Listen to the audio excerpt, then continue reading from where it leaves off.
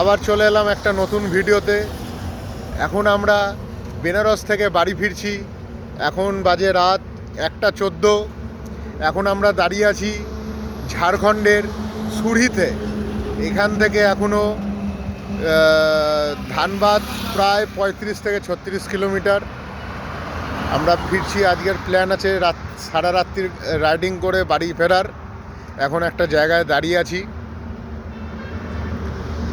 বেশ ভালোই লাগছে, আর হাওয়াও চলছে। এখন দেখাচ্ছে এখানকার টেম্পারেচার প্রায় 22। কালকে যখন ইউপি থেকে ছেড়েছি বিকেল 6টার সময়, তখন ওখানে 37 থেকে 38 ডিগ্রি ছিল। এবার যেই আমরা ইউপি ক্রস করে বিহারের অর্ধেক রাস্তা চলে এসেছি, পাটনা মোটর ক্রস করলাম, দেখি 26, 27, এখন প্রায় 22-23 হয়ে গেছে। দেখলাম যে এদিকে বৃষ্টি হয়েছে, ওই জন্য আজকে এখানে এরকম।